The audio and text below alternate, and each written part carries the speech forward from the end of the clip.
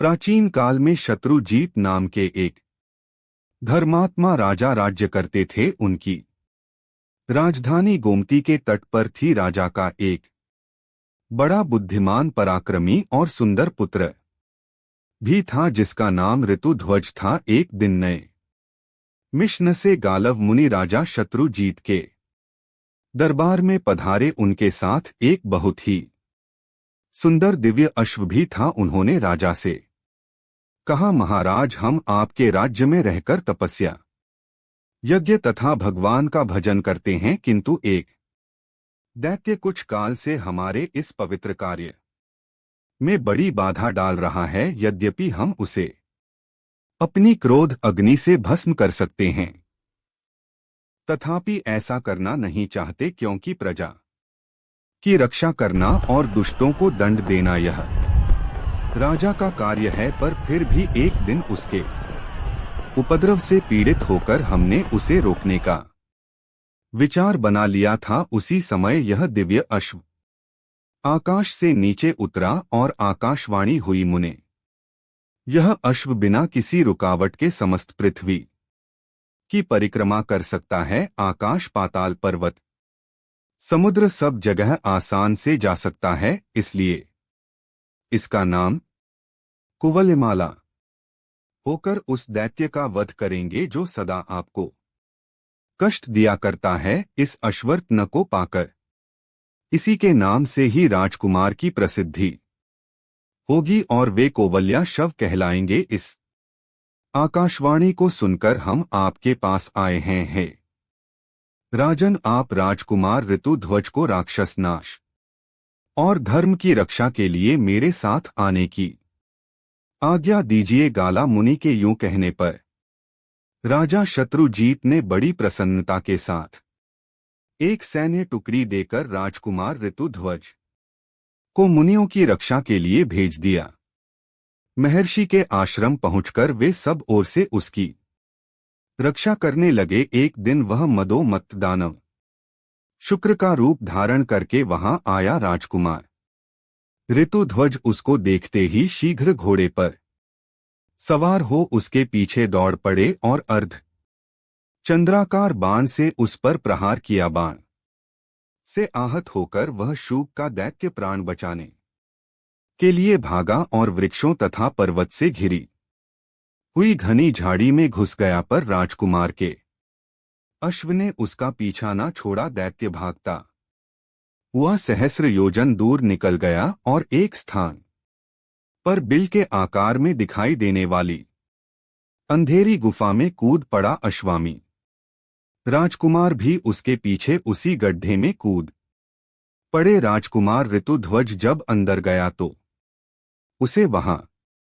शुक्राचार्य प्रकाश से परिपूर्ण पाताल लोक का दर्शन हुआ। दरअसल दैत्य शुक्र का जिसमें गया था वह कोई गुफा नहीं बल्कि पाताल लोक का द्वार था। राजकुमार ने देखा, सामने ही इंद्रपुरी के समान एक सुंदर नगर था जिसमें सैकड़ों सोने के महल शोभा पा रहे थे। ऋतुध्वज ने भी उत्सुकतावश उसमें प्रवेश किया, किंतु वहां उन्हें कोई मनुष्य नहीं दिखाई दिया। जिज्ञासावश वे नगर में घूमने लगे। घूमते घूमते अचानक उन्हें एक स्त्री नजर आई जो बड़ी जल्दबाजी में कहीं चली जा रही थी। राजकुमार ने उससे कुछ पूछना चाहा, किंतु वह आगे बढ़कर चुपचाप एक महल की सीढ़ियों पर चढ़ गई। ऋतुध्वज ने भी घोड़े को एक जगह बांध दिया और जिज्ञासावश उसी स्त्री के पीछे पीछे महल में प्रवेश किया।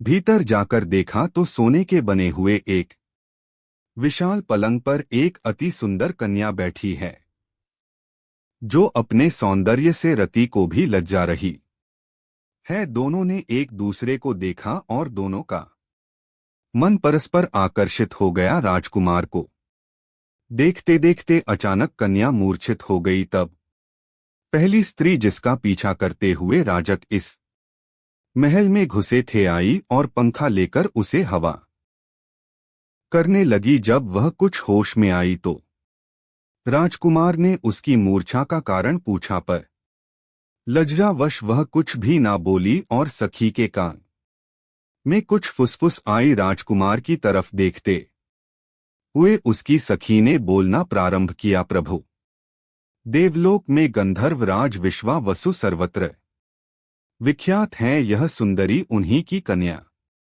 मदालसा है। एक दिन जब यह अपने पिता के बाग में घूम रही थी, तभी पाताल केतु नामक दानव ने अपनी माया फैलाकर इसे रलिया और इसे यहाँ पाताल में ले आया। पाताल केतु का निवास स्थान यहाँ से थोड़ी ही दूर है।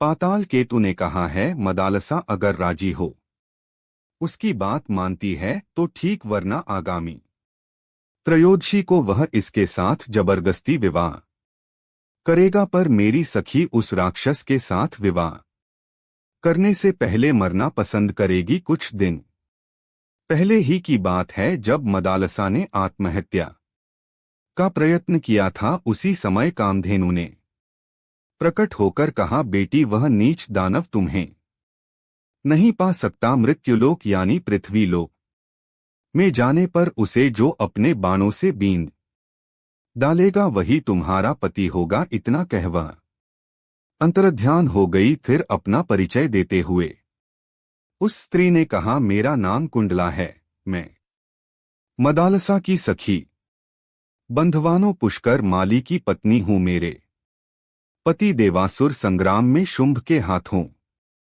मारे गए, तब से मैं तपस्या का जीवन व्यतीत कर रही हूं। सखी के स्नेह वश यहाँ इसे धीरज बंधान आ गई। सुना है मृत्युलोक के किसी वीर ने पाताल केतु को अपने बाणों का निशाना बनाया है। मैं उसी का पता लगाने गई थी। बात सही निकली, पर आपको देखकर मेरी सखी के हृदय में प्रेम का संचार हो गया है। किंतु माता सुरभि के कथन अनुसार इसका विवाह उस वीर के साथ होगा जिसने पाताल केतु को घायल किया है। यही सोचकर दुख के मारे यह मूर्छित हो गई थी। जिससे प्रेम हो उसी के साथ विवाह होने पर जीवन सुखमय बीतता है। इसका प्रेम तो आपसे हुआ और विवाह दूसरे से होगा, यही इसकी चिंता का कारण है। अब आप अपना परिचय दीजिए, कौन हैं और कहां से आए हैं। कुमार ने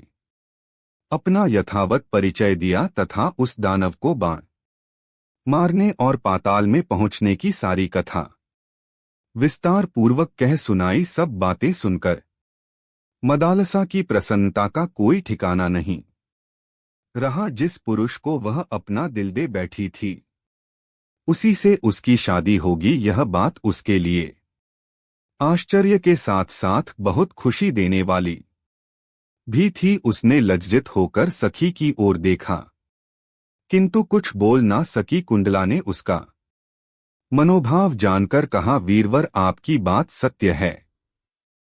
मेरी सखी का हृदय किसी अयोग्य पुरुष की ओर असक्त हो जाए, ऐसा हो ही नहीं सकता। कमनी कांति चंद्रमा में और प्रचंड प्रभा सूर्य में ही मिलती है। आपके ही लिए गौ माता सुरभि ने संकेत किया था, आपने ही दानव पाताल केतु को घायल किया है। मेरी सखी आपको पति रूप में प्राप्त करके अपने को धन्य मानेगी। कुंडला की बात सुनकर राजकुमार ने कहा, मैं पिता की आज्ञा लिए बिना विवाह कैसे कर सकता हूं। कुंडला बोली, नहीं नहीं, ऐसा ना कहिए, यह देवकन्या है। आपके पिताजी इस विवाह से प्रसन्न होंगे। अब उनसे पूछने और आज्ञा लेने का समय नहीं रहेगा है। आप विधाता की प्रेरणा से ही यहाँ आ पहुँचे हैं, अतः यह संबंध स्वीकार कीजिए। राजकुमार ने तथास्तु कहकर उसकी बात मान ली। कुंडला ने अपने कुलगुरु तुम्बुरु का स्मरण किया। वे समिधा और कुशालिये तत्काल वहां आ पहुंचे। उन्होंने अग्नि प्रज्वलित करके विधि पूर्वक ऋतुध्वज और मदालसा का विवाह संस्कार संपन्न किया। कुंडला ने अपनी सखी राजकुमार के हाथों सौंप दी और दोनों को अपने अपने कर्तव्य पालन का उपदेश दिया। फिर दोनों से विदा लेकर वह दिव्य गति से अपने अभीष्ट स्थान पर चली गई ऋतुध्वज ने मदालसा को घोड़े पर बिठाया और स्वयं भी उस पर सवार हो पाताल लोक से जाने लगे। इतने में पाताल केतु को यह समाचार मिल गया और वह दानवों की विशाल सेना लिए राजकुमार के सामने आ डटा। राजकुमार भी बड़े पराक्रमी थे। उन्होंने हंसते हंसते बाणों का जालसा फैला दिया और त्वा नामक दिव्य अस्त्र का प्रयोग करके पाताल केतु सहित समस्त दानवों को भस्म कर डाला। इसके बाद वे अपने पिता के नगर में जा पहुंचे। घोड़े से उतरकर उन्होंने माता पिता को प्रणाम किया। मदालसा ने भी सास ससुर के चरणों में मस्तक झुकाया। ऋतुध्वज के मुख से सब समाचार सुनकर माता पिता बहुत प्रसन्न हुए। उन्होंने पुत्र और पुत्र वधू को हृदय से लगाकर उनका मस्तक सूंघ मदालसा पति गृह में बड़े सुख से रहने लगी। सब कुछ बहुत अच्छे से चल रहा था। तदनंतर एक दिन राजा शत्रुजीत ने राजकुमार ऋतुध्वज से कहा, बेटा तुम प्रतिदिन प्रातःकाल इस अश्व पर सवार हो ब्राह्मणों की रक्षा के लिए पृथ्वी पर चारों दिशाओं में घूमते रहो। राजकुमार ने बहुत अच्छा कहकर पिता की आज्ञा शिरोधार्य कि वे प्रतिदिन पूर्वाहन में ही पृथ्वी की परिक्रमा करके पिता के चरणों में नमस्कार करते थे। एक दिन घूमते हुए वे यमुना तट पर गए। वहां पाताल केतु का छोटा भाई ताल केतु आश्रम बनाकर मुनि के वेश में रहता था। राजकुमार ने मुनि जानकर उसे प्रणाम किया। वह बोला, राजकुमार मैं धर्म के लिए यज्ञ करना चाहता हूं, किंतु मेरे पास दक्षिणा नहीं है। तुम अपने गले का यह आभूषण दे दो और यहीं रहकर मेरे आश्रम की रक्षा करो। मैं जल के भीतर प्रवेश करके वरुण देवता की स्तुति कर जल्दी ही लौटूंगा। इतना कहकर ताल केतु जल में घुसा और माया से अदृश्य हो गया। राजकुमार उसके आश्रम पर ठहर गए। मुनि वेशधारी ताल केतु राजा शत्रुजीत के नगर में जा पहुंचा। वहां जाकर उसने कहा, राजन, आपके पुत्र दैत्यों के साथ युद्ध करते करते मारे गए, यह उनका आभूषण है। यूं कहकर वह जैसे आया था उसी प्रकार लौट गया। राजकुमार की मृत्यु का दुखपूर्ण समाचार सुनकर नगर में हाहाकार मच गया। राजा रानी तथा रानीवास की स्त्रियां शोक से व्याकुल होकर विलाप करने लगी। जब रानी मदालसा ने उनके गले के आभूषण को देखा और मृत्यु का समाचार सुना, तभी रानी ने भी अपने प्राणों को तुरंत त्याग दिया। राजमहल का शोक दुगना हो गया। राजा शत्रुजीत ने किसी प्रकार धैर्य धारण किया और रानी तथा नगर के अन्य लोगों को भी समझा बुझाकर शांत कराकर रानी मदालसा का दाह संस्कार किया। उधर ताल केतु यमुना जल से निकलकर राजकुमार के पास गया और कृतज्ञता प्रकट करते हुए उसने उनको घर जाने की आज्ञा दे दी। राजकुमार ने तुरंत अपने नगर में पहुंचकर पिता माता को प्रणाम किया। पुत्र को जिंदा और बिल्कुल सही सलामत देख उन्होंने उसको छाती से लगा लिया। उनकी नेत्रों से आंसू बहने लगे। जब राजकुमार ऋतुध्वज को सब बातें मालूम हुई तो बड़ी जोरों से हृदय विदारभा से उनका अंतर हृदय रो उठा। राजकुमार ऋतुध्वज की दुनिया सुनी हो गई। उन्होंने मदालसा के लिए जलांस दी और यह प्रतिज्ञा की, मैं मृग के समान विष नेत्रों वाली गंधर्व राजकुमारी मदालसा के अतिरिक्त दूसरी किसी स्त्री के साथ भोग नहीं करूंगा। यह मैंने सर्वथा सत्य कहा है, प्रतिज्ञा कर। राजकुमार ऋतुध्वज ने स्त्री संबंधी भोग से मन हटा लिया और संवत मित्रों के साथ मन बहलाने लगे। इसी समय नागराज अश्वत के दो पुत्र मनुष्य रूप में पृथ्वी पर घूमने के लिए निकले। घूमते घूमते उनकी राजकुमार ऋतुध्वज के साथ मुलाकात हुई। ऋतुध्वज के सरल और मैत्रीपूर्ण स्वभाव के कारण जल्दी ही उनकी आपस में प्राग मित्रता हो गई। उनका आपस का प्रेम इतना बढ़ गया कि ना कुमार एक क्षण भी उन्हें छोड़ना नहीं चाहते थे। वे दिन भर पाताल से गायब रहते थे। एक दिन नागराज के पूछने पर उन्होंने ऋतु ध्वज का सारा वृत्तांत पिता के सामने कह सुनाया और बोले, पिताजी, हमारे मित्र ऋतु ध्वज मदालसा के सिवा दूसरी किसी स्त्री को स्वीकार न करने की प्रतिज्ञा कर चुके हैं। मदालसा पुनः जीवित हो सके ऐसा कोई उपाय करे। नागराज बोले, उद्योग से सब कुछ संभव है, प्राणी को कभी निराश नहीं होना चाहिए।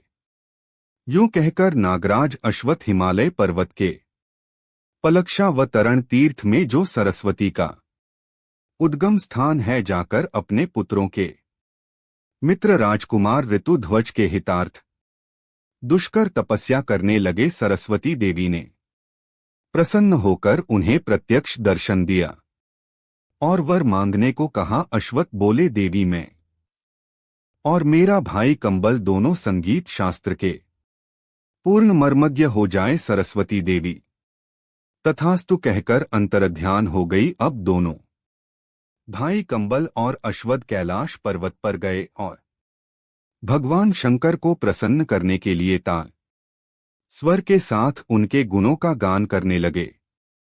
अति सुरीली वाणी में अपनी वंदना सुन महादेव जी प्रकट हुए और प्रसन्न होकर कहा, वर मांगो। तब कंबल और अश्वत्थ ने महादेव जी को प्रणाम कर कहा, भगवान कुवल शव की पत्नी मदालसा, जो अब मर चुकी है, पहले की ही अवस्था में मेरी कन्या के रूप में प्रकट हो, उसे पूर्व जन्म की बातों का स्मरण बना रहे, पहले ही जैसी उसकी कांति हो, तथा वह योगिनी एवं योग विद्या की जननी होकर मेरे घर में प्रकट हो। महादेव जी ने कहा, नागराज, तुम श्राद्ध का दिन आने पर यही कामना लेकर पितरों का तर्पण करना और श्राद्ध में दिए हुए मध्यम पिंड को शुद्ध भाव से खा लेना, इससे वह तत्काल ही तुम्हारे मध्यम फण से प्रकट हो जाएगी।